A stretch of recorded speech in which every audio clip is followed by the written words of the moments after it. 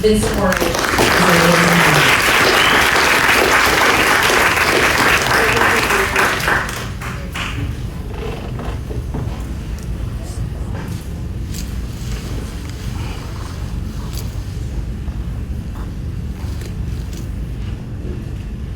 So I'm wondering, former council member Orange, if you could start by telling us a little bit more about your vision for promoting housing and affordability in the district. As mayor, how much emphasis would you put on increasing housing supply? That's something other candidates talk about quite a lot on the stage.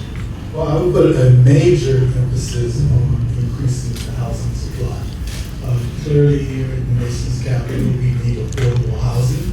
I've been around, we really didn't really have any affordable housing, but we created a plan called the Economic Resurgence of Washington, D.C., Citizens Plan for Prosperity, and we executed the 40 action items of that plan.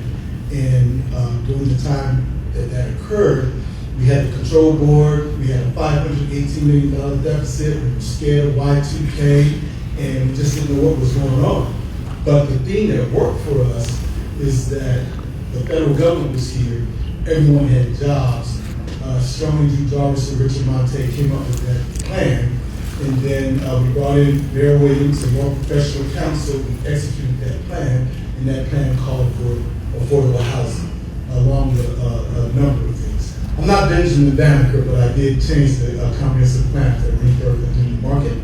I was the co-chair of the North Capitol New Metro Station that created NOMA, and along with those projects came housing.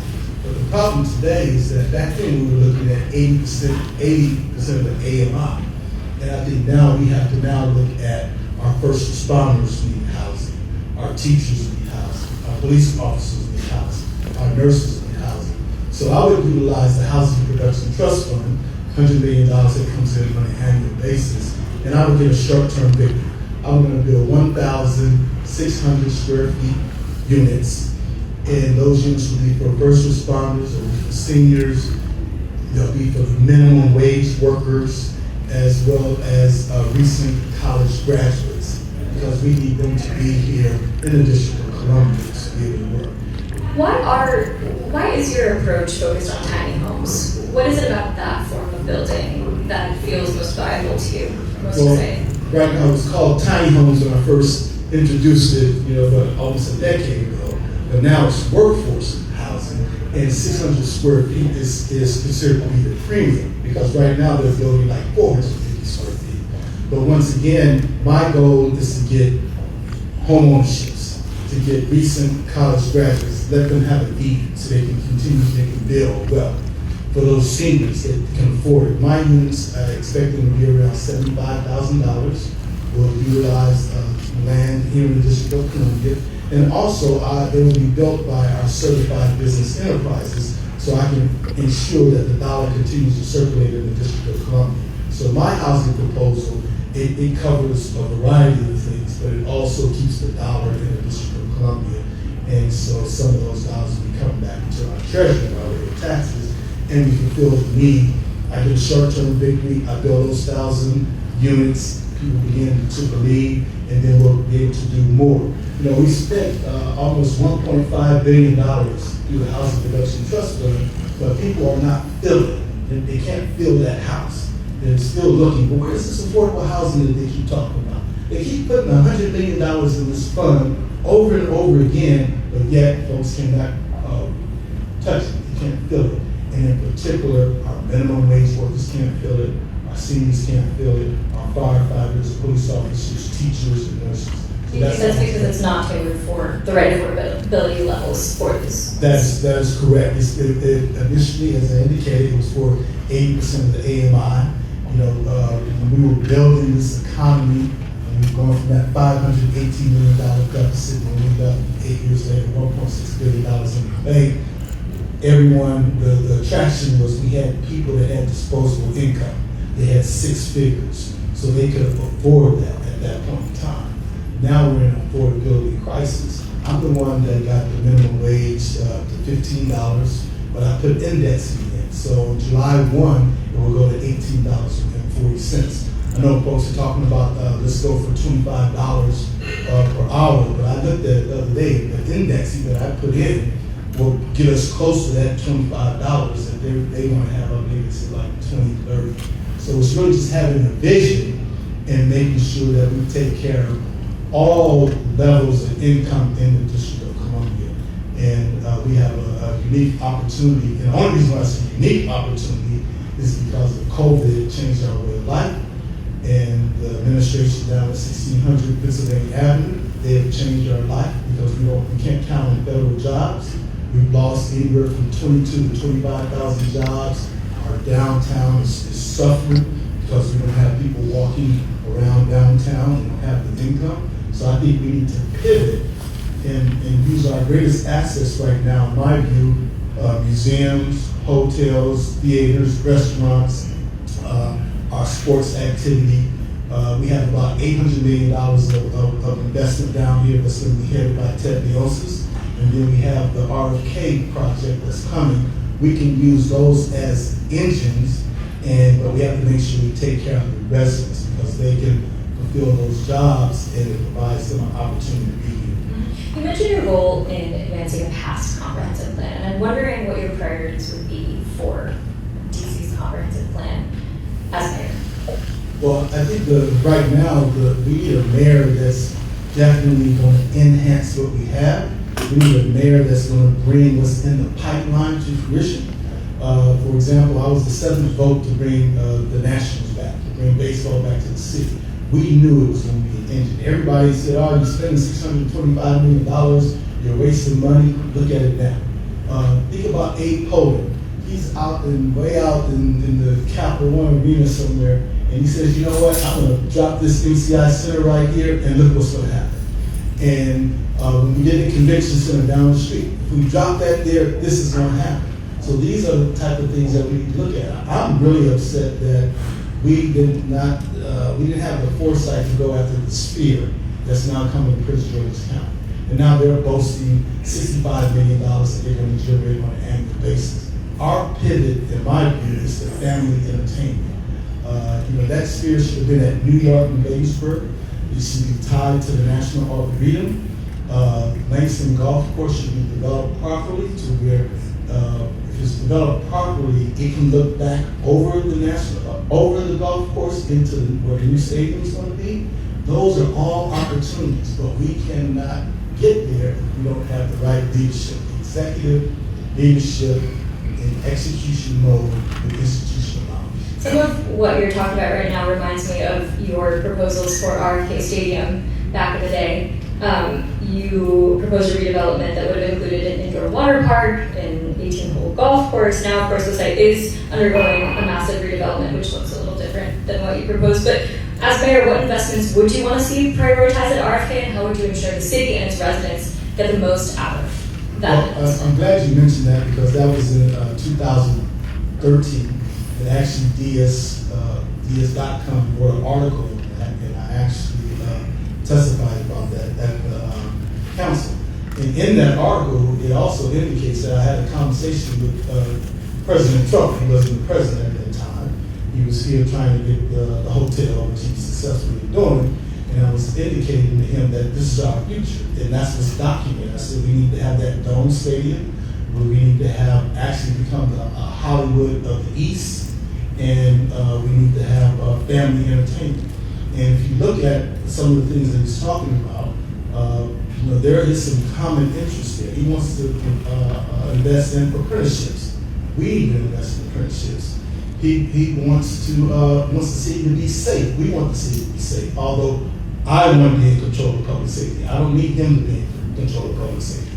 And also I know that we have been funding for 4,500 officers over the past 4 or 5 years, but there's only 3,100 officers. What's happening to those dollars? And that opened the way for him to come in because we did not have officers.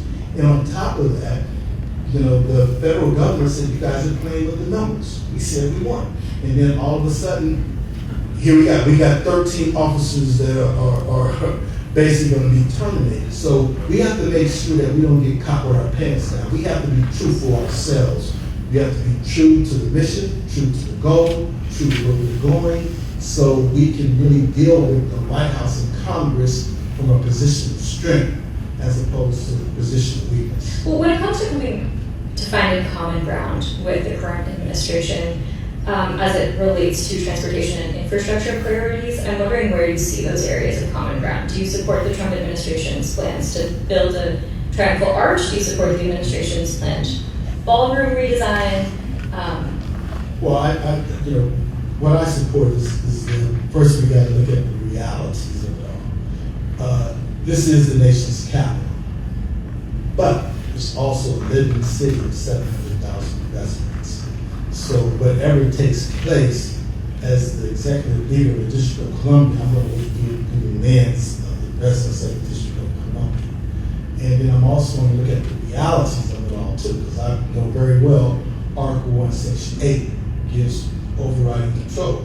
Now the two items that you mentioned basically are federal items. But however, what I would want to examine with him when he says he wants to spend $10 billion in the District of Columbia, I want to examine that package to see what it's about. It's just like Malcolm X Park. That was beneficial to us. I'm not going to spend it in the way you want the water to flow, you want that to be nice, I'm not going to spend it in the way of that. So I think we need to examine this whole thing about decoupling. I'm not so sure we're on the right page of that, because basically what the council did, and they did it in darkness, they never had a public hearing. The $600 million budget, part of the budget gap that we have right now is part of their doing. The $600 million, if we had not decoupled, would have went to the middle class in the District of Columbia. Middle class, seniors, and our businesses. And you said, why do you think that? Because our citizens, our working class, would have been able to deduct overtime, they would have been able to deduct tips, they would have been able to deduct finance charges on their cars. Our seniors would have got an extra $6,000 deduction. Now, how I look at it, all that money is going to be spent in our economy.